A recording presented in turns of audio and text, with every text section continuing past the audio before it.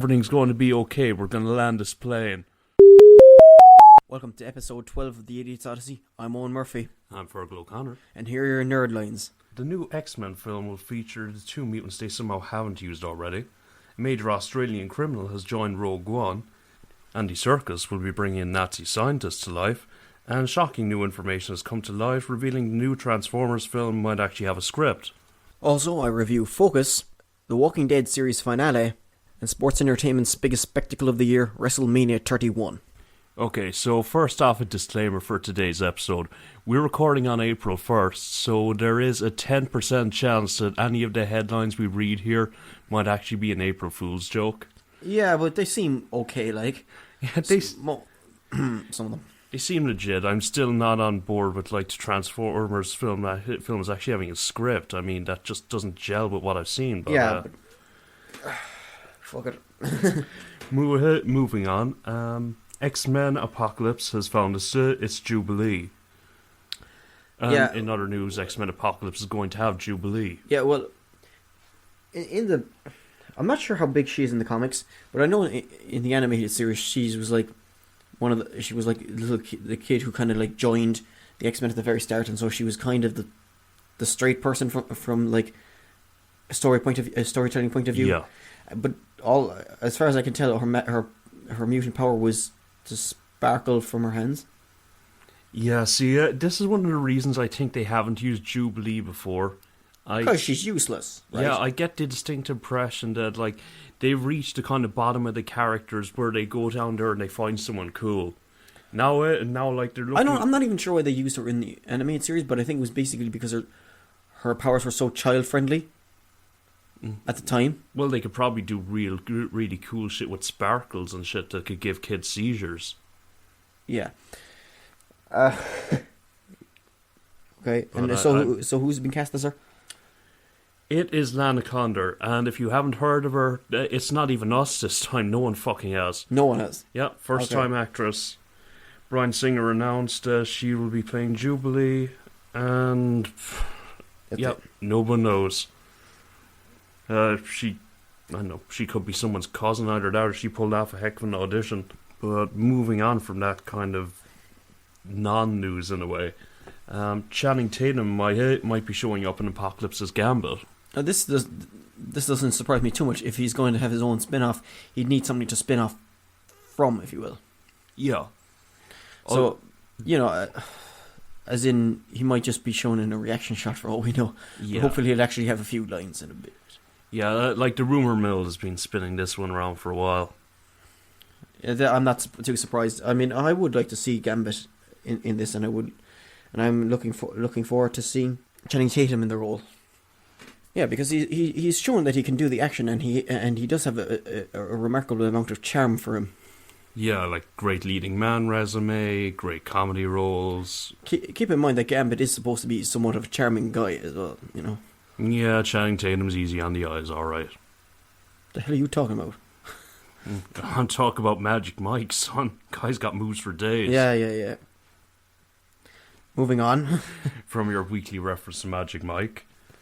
And in even more X-Men news, Hugh Jackman has said that the Wolverine sequel will be his last attempt at Wolverine. He will more than likely be starring in a cameo in X-Men Apocalypse, and then he will be doing a sequel to the Wolverine, still directed by James Mangold, and it looks like it's going to be his last one, as he sent an Instagram picture of himself with the claws out, saying Wolverine one last time. And hopefully they can get it right this time. As in the Wolverine? Yeah. Well, I thought the Wolverine, the one a few years ago, wasn't too bad, actually. Well, it wasn't too bad being the operative phrase there. Like, it was good. Yeah. It was a solid film, like. Yeah, and that was it. They went from... I mean, if you take out the complete stupidity of your one with the poisoned tongue and a bunch of other things, the fight scenes were pretty cool. Well, I could forgive them for the kind of hot poison tongue. Yeah. Yeah, but the film as a whole is just... It felt like very disposable entertainment. It was still a step up from that film that they couldn't even bother changing the fucking name from, apart from adding there. or X-Men Origins Wolverine. It was a distinct step up from that fucking dog shit. The film that somehow made Brett Ratner look good. Yeah, I mean, I think it's there's pointless bashing it because it's been bashed enough. So leave it at that, I suppose. But at the same time, I would be keen to see another James Mangold Wolverine film. Definitely, I've always said like James Mangold is a damn good director. Yeah, he's fine. And he's a boss. That's what I'm saying. Yeah. He's fine out, like. Yeah, but dependable. like I feel like the Wolverine wasn't the guy's best work. Yeah, well, we'll see, you know. Yeah, I'd really like to see them nail this one, especially since it's kind of Hugh Jackman's send off as Wolverine. This is Wolverine's Gran Torino. Well, at the same time, how many times has Hugh Jackman actually said that he was done with it and then come back? But we'll assume this might actually be the last time, because to be fair, he's been doing it for 15 years, and you know, at some point, like the guy's gonna crack and start eating cake. And then it's all over for him. Now, moving on from that, not to say that I told anyone so, but I totally told everyone so that Ben Mendelsohn was destined for great things. Okay.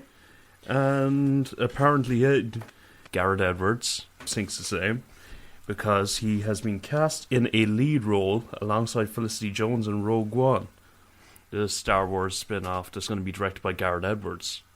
Yeah. Now, I've been saying for a while that Ben Mendelsohn is rad as shit ever since Animal Kingdom and Stardust, because he's able to do he's been playing like quiet criminal roles, where he's been like he's able to portray hard but simultaneously like make it feel like there's a lot going on under the character's hood, which is a really cool character trait to have. He's got a shitload of presence. And do you think he'll be playing a similar role in this one, or do you think they'll cast him against type, or just use it? What? I'm not sure. Those were the two performances I've seen. I know he's terrific at playing that sort of character. I haven't researched him enough to be able to say what his range is. I just know that he is absolutely, yeah, he killed it. Like he had to show up somewhere. He's got too much fucking charisma to not show up. But I could see him playing a Han Solo type. Okay, right. Yeah, I'm banging on this drum again. Are you still? So you're saying that he's going to, in your theory now, Felicity Jones is going to be the young Princess Leia, and Ben Mendelsohn will be playing the young Han Solo. Is this your current theory? Well, like I'm not going to say. I'm not saying that this is positive. I'm just saying that it's like probably a 95% definite. For fuck's sake. Sometimes I just say things to see the reaction on one's face. But like, as in, what's Ben Mendelsohn's age bracket? 40s, I'd say. Really? All right. Yeah.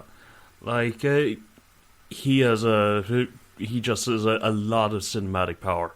Okay. Just, which is a rare thing. He kind of reminds me of Peter Mullen in terms of just the amount of respect he can generate just by the way he carries himself. Right.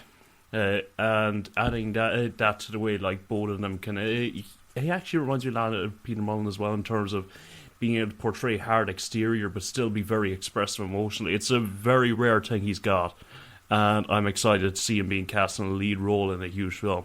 So with this is the lead role with Felicity Jones, yeah? Well, he's certainly in the role, but it's a good sign.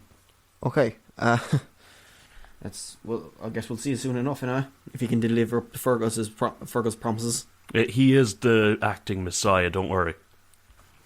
So, the Avengers has decided to up the Nazi quotient for this film by adding in another villain who has a Nazi background in Ulysses Claw. It's only a grand name, Yeah, I mean, like there's no mistaking that the guy's some sort of badass with that. Yeah.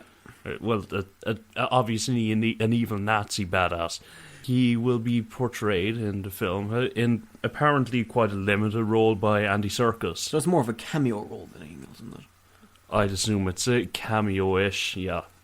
Okay, well, as far as I can remember, isn't he supposed to be, Ulysses Claw supposed to be like main super villain rival of the Black Panther. Yeah. Boy, we're freaking Marvel right on the nose with that one. Yeah, I could. Evil Nazi scientist. Evil Nazi scientist hits Black Panther. Yeah, as long as his costume didn't come with like a white hood and like robes. I don't know. I assume they're going to be doing a modern treatment of the character. Really. Yeah. It's just every time that they dig up stuff like this, they dig up some of the weird shit that comes out of comics. He has already been shown in the trailers and stuff, in the earlier trailers, and it was kind of rumored, and people recognize how similar he looked to the Ulysses Claw character. Yeah. And so there was the kind of thing was people made their deductions, and it wasn't the case that Andy Serkis just decided to confirm it just because feck it at this stage. Yeah, it was pretty much like everyone was saying he was Ulysses Claw. It was public knowledge without being officially public knowledge. And now he's just made it clear, I am Ulysses Claw. I am a big Nazi in a film. And that's what he was saying, is it? Not what you're saying? That was a subtext. Oh, that's right. And moving on from that to... I really don't know what to make of this next story. Anthony Mackie didn't know he was in Avengers Age of Ultron until he saw the posters. Now, Anthony Mackie, just to be clear, played the Falcon in Captain America Winter Soldier. Yeah. Okay. How the hell do you not know you're in a film? Was it like reused footage, or was it a case of like they tricked him onto the set?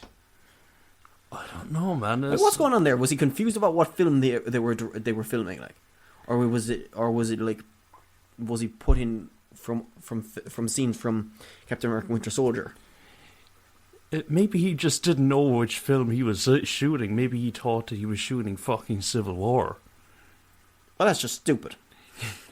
Yeah, but it is so is not knowing you're in a bloody film until the poster comes out. Exactly, yeah. I mean, I don't know if this is stupid or if it's like that the Marvel machine is not is like keeping everything like compartmentalized to such a degree that information slippages like this are happening.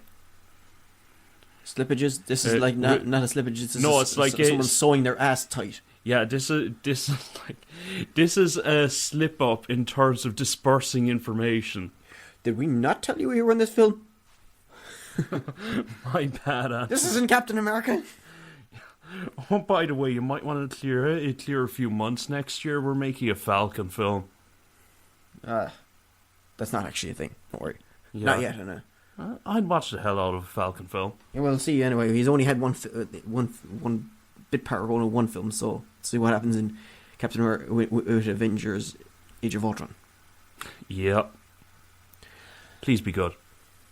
In even more comic book movie news, Suicide Squad have cast two more roles.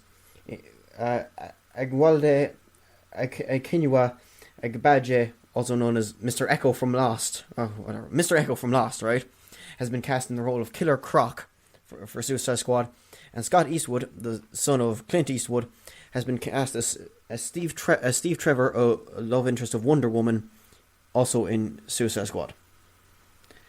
Okay, I gave limited amounts of shit about Steve Trevor unless he's got some sort of background I don't know about. Well, no, we know nothing. I mean, keep in mind they can always change their things and all this, but I mean, Killer Croc is a villain that could never really have appeared in the Nolanverse. Yeah, he's a bit too out there and like more monstrous than anything else. Yeah, or at least he couldn't have appeared in Nolanverse in some form that wasn't radically altered. Yeah. So it's I think this gives us a good idea of where they're going in this. Yeah, keep in mind he was basically a traditional Batman villain usually, but so we will see, I guess. Yeah, I mean, it's interesting. It does give us a clearer idea of the tone they're going for here. And I would tend to agree with you there, I suppose. Yeah, I know. Like I kind of bring up fucking Marvel every week, in every story rather, but I feel like Marvel has made people looking at what Marvel are doing right now in terms of the weird villains that they can bring in and get away with, and they're like, we can get away with bringing in Killer Croc. Killer Croc is certainly a risky one because of, well, like you were saying, he's a bit of more monstrous than. Yeah, he's kind of half man, half crocodile for those not in the know. Although the name kind of gives it away, doesn't it? But he does kind of have an unusual similarity to the Lizard from the Spider-Man comics, or Spider-Man as in from the Amazing Spider-Man stuff. Yeah, and of course, exactly as in who wants to like go back to that kind of issue of the Amazing Spider-Man stuff, and so yeah, we'll see, like, you know. Yeah, well, I don't feel like the Amazing Spider-Man's problem lay in his choice of villain. It lay in execution issues across the board more. But at the same time, it does bring up the idea of like, well, if he looks ridiculous, then people will not be able to take it seriously. Yeah, but I mean, like, most ridiculous characters you can make people take seriously. For instance, say, I'm invoking the name of Marvel again, the Hulk. I don't think that. I'm not even sure that the Hulk looks too ridiculous. Outside the fact that he's green. Yeah, big green dude. Well, it's no Ang Lee's Hulk where he was nearly fluorescent green, you know? It's no Ang Lee's Hulk, but nonetheless, he's still a ridiculous-looking motherfucker. Exactly, but yeah, fair enough. Night of Cups has been recently released by Terrence Malick, but a film which he filmed back to back with it, which had so far been untitled, has finally been given a title, and it'll be called Weightless, which will be about two intersecting love triangles. It'll star Christian Bale, Val Kilmer, Benicio del Toro, Haley Bennett, and Holly Hunter, as well as Michael Fassbender, Natalie Portman, and Kate Blanchett, Ryan Gosling, Rooney Mara. Damn, that's a fine ass cast. Yeah, well done, Terrence Malick. This has obviously got a lot of people's attention Yeah, a lot of actors' attention, but I mean, is it because of the let's work with Terrence Malick and get some credibility factor, or is he working on another masterpiece out there? Yeah, that's true. It's apparently going to be musical themed anyway, and it's going to feature music from Madonna, Bob Dylan, and Arcade Fire. I guess that's interesting. I mean, story, two intersecting love triangles exploring sexual obsession and betrayal. Well, where the hell are the love triangles? Because there appears to be, you could have a couple of dozen triangles there now. And there's people there that I didn't even call out. Yeah, I mean, the love triangle is going to be made up of very good-looking people, regardless. Yeah, no doubt about that. You can tell from the cast list. Now, apparently, I heard somewhere that it was originally going to be called Lawless, but then the Lawless film came out, and it was Tom Hardy and Shia LaBeouf, wasn't it? Yes. And so they obviously had to switch names, which shows you how long Terrence Malick has actually been working on this film. Yeah, and still, it sounds pretty damn heavy for a film he's calling Weightless. Yeah, and apparently he's also going to start working on Voyage of Time sometime after that. Yep, and I'm sure he will continue making fucking weird shit. Yeah, so watch the space. Now, there's been a lot of recent news with regards to nostalgia television, like the X-Files. And children of the 90s are going to get another one of their favourite TV shows back, as Craig T. Nelson is reprising his role as Coach. And if you don't know who Craig T. Nelson is, one of his more famous roles recently was as Mr. Incredible in The Incredibles. Yeah, so you might not know what Craig T. Nelson looks like, but you sure know what he sounds like. Yeah, pretty much. Yeah, I mean, this is a thing they're doing lately where I guess they're running out of ideas to the point where they can't even strap new concepts onto old names anymore. They've just got to take old concepts and kind of reheat them a little. Yeah, well, yeah, actually, you're right. It's just lazy, like, isn't it? Yeah, I guess so. I mean, it all depends on execution, but still, I feel like there's a lot of this idea that 24 came back and they had a lot of success with that. So so let's see what we can do with one of our old properties. Yeah, exactly. And like, fuck it. If you've got the property in your hands, you may as well use it for something, I suppose. Yeah, I guess that's the other side of the coin. No matter how creatively lazy it feels. And it does feel incredibly creatively lazy. Yeah, although I guess at the same time, there are going to be certain fans who this is going to give them raging boners. Yeah, no doubt about that. Yeah, just Craig T. Nelson is just going to turn these people the fuck on when they hear about this. And is there any other people attached to it? No additional cast members. All we know is that Coach has retired from coaching, but he comes back to be an assistant coach to his son's, I assume, football team at an Ivy League school in Pennsylvania. Okay, interesting then. Or whatever. So James Gunn fans are going to be getting another dose of gunpowder whenever his next film that he's written shows up, called The Belko Experiment. Whenever it shows up. Yeah, we don't have a release date on it yet, but there's a director attached now, and it's the dude who directed Wolf Creek. Oh, okay. Yeah, which was damn well received Australian horror, which I use the phrase "went there" a lot again, but it went there.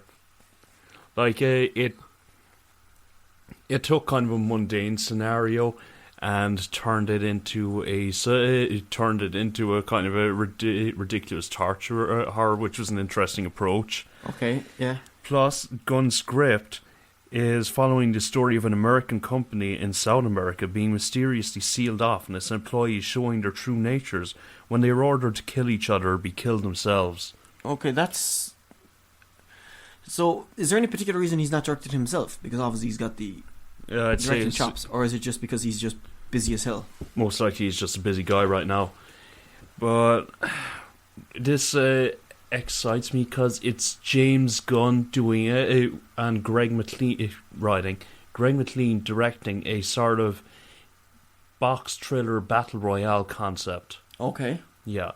Now, I love battle royale, and then the Hunger Games kind of ripped off the concept. But I know I feel like I have a lot of faith in the creative team behind this. That maybe whatever spin they're going to put on it would be the correct sort of spin to make me actually engage with the film, and not feel ripped off like with, say, the Hunger Games. Fair enough. So moving on from films James Gunn wrote to films that nobody's been fucking writing so far. Okay. Paramount is after hiring the Fringe writer to turn the Transformers into a Marvel-like cinematic universe. Oh Lord! Well, so you think they'd focus first of all on trying to actually get a coherent script for a film, not a bunch of films. Yeah, I wonder. You'd think that, but I don't think they want coherent here. I think they want a bunch of films that can put arses on seats. Well, that's always the goal, I suppose. Yeah. Yeah, like Transformers 4 actually, its performance abroad was what made most of its money. Like, it actually dipped at the box office in the US, which it kind of backs up my theory that Transformers films are better to watch when you can't fucking understand the bullshit the actors are talking about. Because you know it's an international language. Boom. Yeah, and goddamn does Michael Bay speak that bullshit. I think, didn't his production company recently enter a new kind of agreement with some Chinese investors? I'm not aware of this. I think I saw that somewhere, but yeah. Nevertheless. Well, they are actually after hiring Akiva Goldsman to run the writer's room. So he's an Oscar winner due to Road A Beautiful Mind. Yeah, and I think he's writing Rings as well. Yeah. The prequel to The Ring films. Yeah, so like you've got an Oscar-winning writer, and then you've got a Transformers film. Something doesn't compute for me.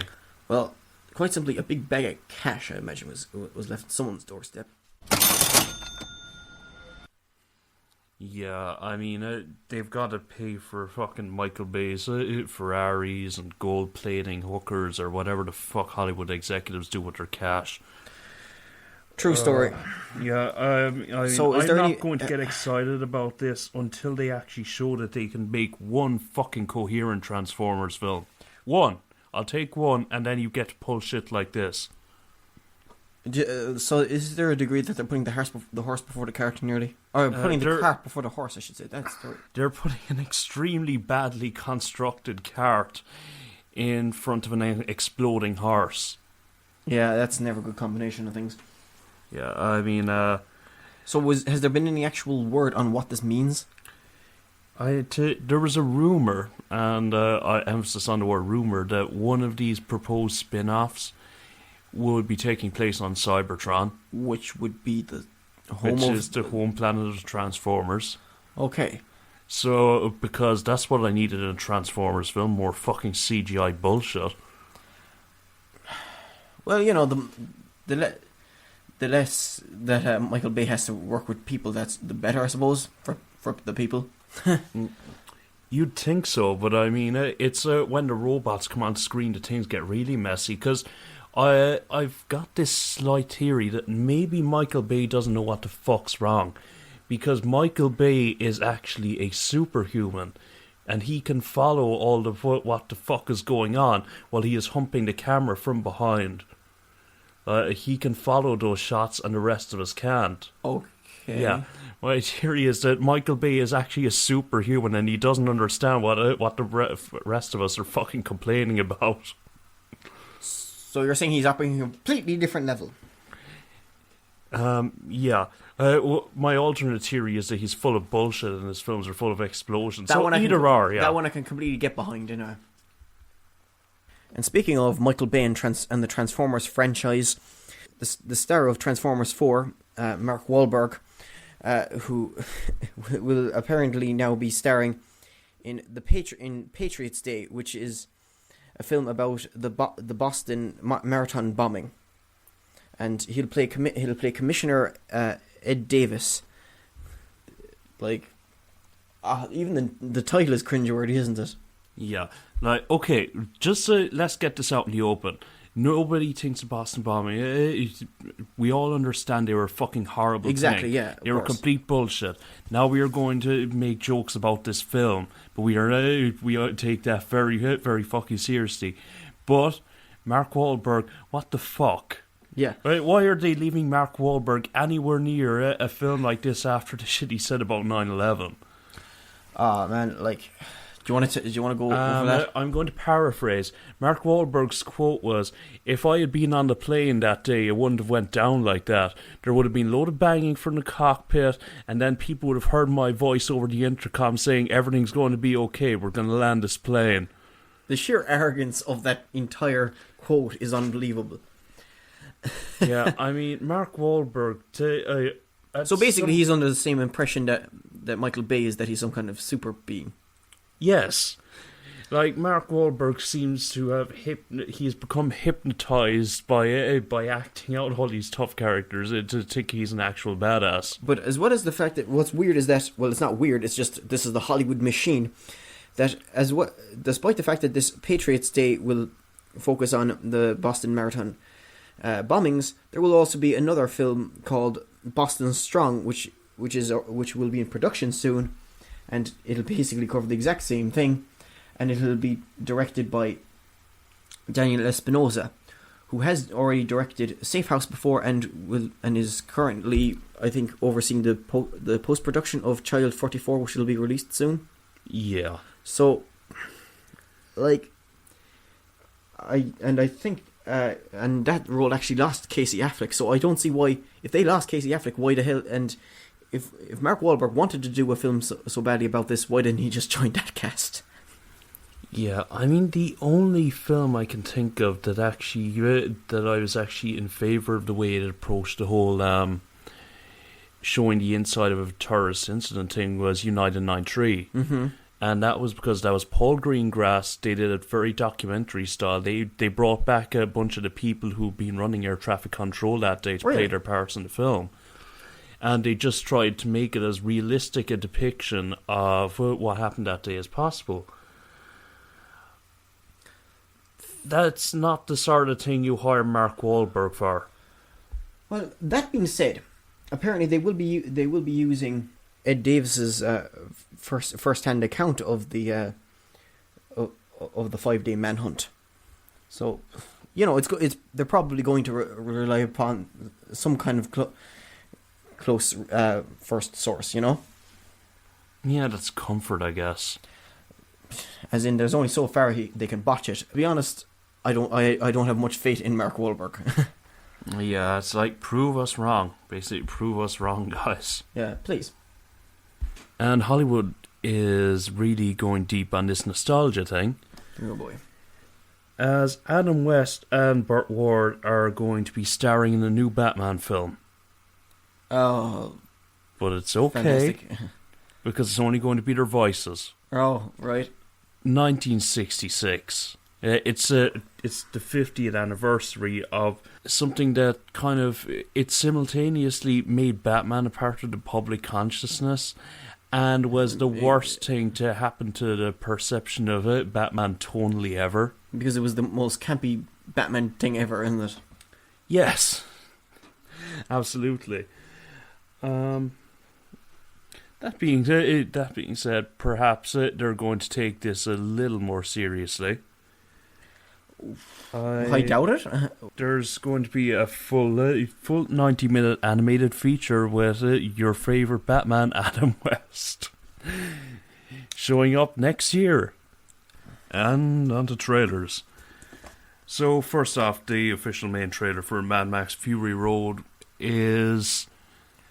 It's heavy metal as fuck. Yeah, it's pretty freaking cool, because it finally tells us what exactly is the plot for the thing. Whereas before that, we just knew it was in the Mad Max world and nuts.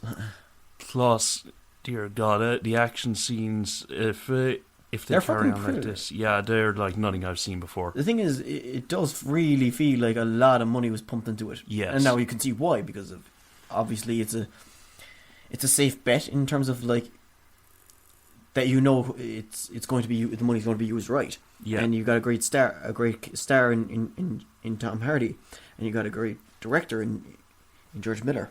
Yeah, and Miller went away for, I think this has been in the vault for 10 or 20 years. Yeah.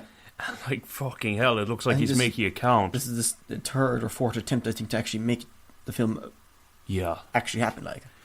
I mean, obviously you can't judge from a trailer completely, but there is going to be some stuff in this film that is going to be worth seeing. Now, if they can nail down the rest of the things required to make a film fucking work, we could have something pretty awesome on our hands. True that. Next up, the first teaser trailer for Spectre dropped this week. Yeah, this was also very interesting because it does act as a follow up to Skyfall. Yeah. I mean, which is fair enough because they kept on the same director, in Sam Mendes, I feel like the big point of this trailer was that they're following up Skyfall, that they're continuing to go into Bond's past and explore relationships a bit more deeply than this is the weird bad guy you're going to be killing this time, Mr. Bond. Yeah, but Spectre has always been kind of lurking in the shadows, I suppose, is the traditional thing they've done. Yeah. And now there they are.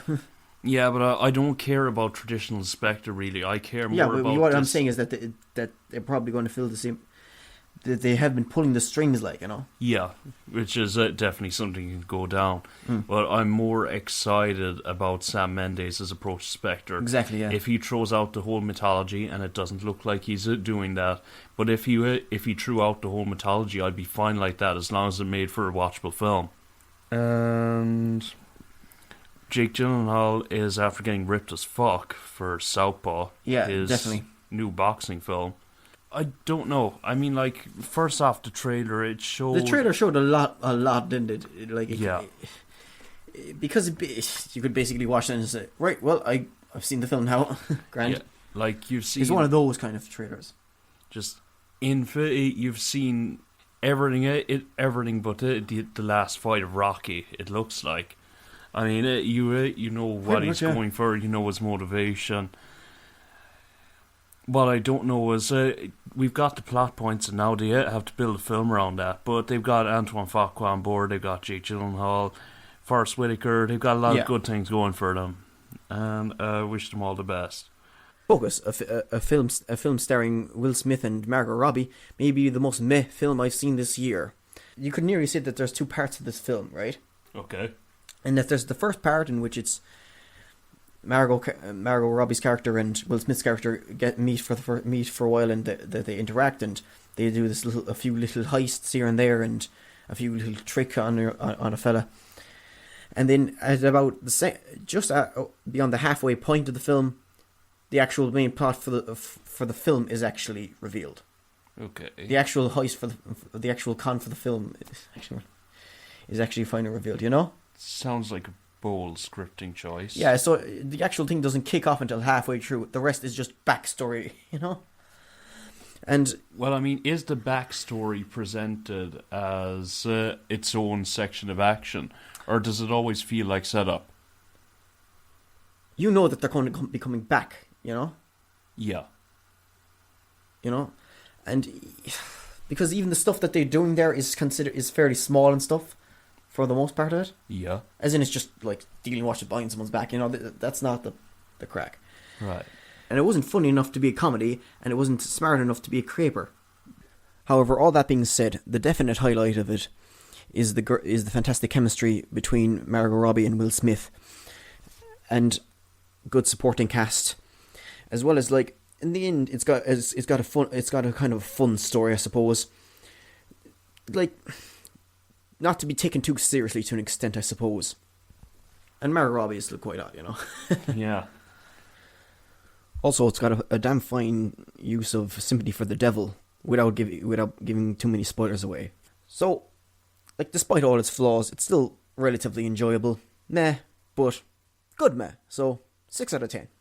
And now we're going to enter spoiler territory.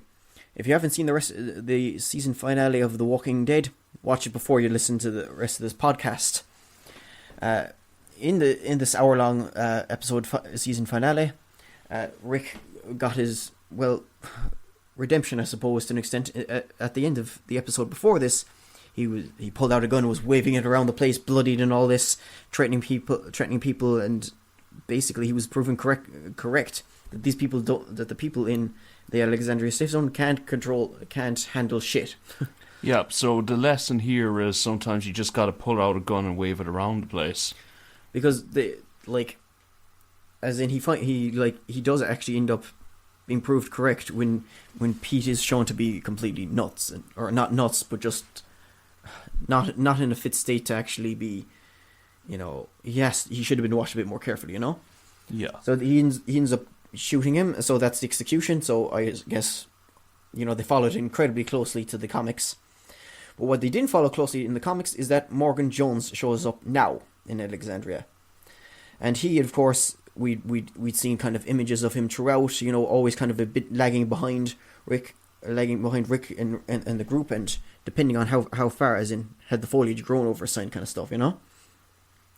And finally he comes to Alexandria, and of course he actually comes and saves Daryl and Aaron, and immediately wins the respect of half of the fans of The Walking Dead by saving Daryl.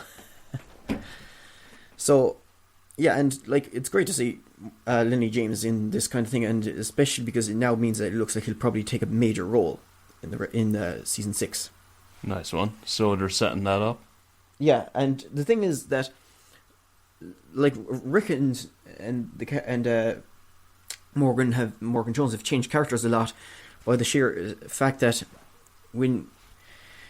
earlier when Morgan rescued Aaron and Daryl, he said every life is important, or something to that effect. And then later, when when him and Rick finally see each other, it's right after Rick has just executed Pete. So you get that as well. There's a lot of tension around the place, and you know, it looked pretty damn good, actually. Yeah. So what would you say was the high point of the episode? I would actually say, I'm not sure what the high point in terms of overall, but I would definitely say the zombie kill of the week would have to go for Daryl, who, when a bunch of zombies are released upon them randomly, crawls out from under a truck with a chain and swings it in such a way that it chops right off the heads of 3 zombies, cuts their heads right in half. It was pretty damn badass of him. But of course, what we'd expect from Daryl. So putting all of these together, I feel that season 5 of The Walking Dead was probably its best season ever. Because in terms of quality and in terms of both quality and quantity. And now I talk about WrestleMania 31, which of course also still spoilers, but seeing as that it was a live event, I feel a bit freer about talking about it. Just a few of the highlights was Randy Orton defeating Seth Rollins and this bringing it an RKO that was completely out of nowhere and finally getting his revenge, because Seth Rollins had actually taken him out earlier in the year. Yep. And it was just a brilliant RKO and probably a brilliant WrestleMania moment. Triple H defeated Sting in a match that started off very technical and everything, but it ended up just completely ridiculous because you had NWO and DX coming out and Shawn Michaels with a switch in music to Sting, and it was non-stop brilliant, you know? Yeah. It was probably it was a fantastic match to watch, and then you had the complete strangeness that was the John Cena and Rusev match, which was for the United States title, but John Cena was continuously being booed by so many people. I think people were actually cheering the freaking Bulgarian guy. Damn. Yeah, it was very, and as in we were almost expecting him to come out wearing a Captain America uniform, John Cena. It was almost too over the top, Yeah. But sure, he beat Rusev anyway, and that was the end of that, I guess, you know. The Undertaker also defeated Bray Wyatt, and he did look like he was returning to give one last actual title run or something. Yeah. Because he was looking far fitter than he did last year's WrestleMania, and he did look far more dominant, and he didn't look tired, you know. Good. So he wasn't looking his age, is what I'm saying, nearly. Oh, and of course, Ronda Rousey and The Rock kicked the shit out of Triple H and Stephanie McMahon as Dwayne The Rock Johnson recruited Ronda Rousey, apparently. Yeah, and this was also brilliantly done, because who doesn't love to see The Rock at WrestleMania? Yeah. Seriously, who? What's wrong with you? And in the main event at this year's WrestleMania, Seth Rollins managed to cash in his Money in the Bank in the match where Roman Reigns and Brock Lesnar were vying for the title. But he of course managed to do this in such a way that he made it a triple threat, where he actually basically stole the title from Roman Reigns in a match that had seen Brock Lesnar go completely on top, and then basically get his head split wide open and blood pouring out, and Roman Reigns looked like he was going to win, and then boom, out came Seth Rollins and stole the damn thing.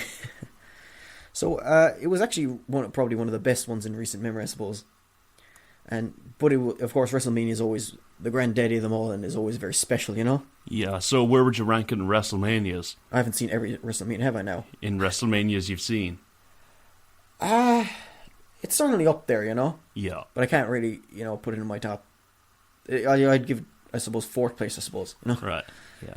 Okay, and now I'm going to take my heel turn with the last twist of the evening. The only words I understood in there were Ronda Rousey. What, you don't understand The Rock? I understand Dwayne Johnson. Okay. But nonetheless, if Ronda Rousey's involved, I might start watching more wrestling. Okay.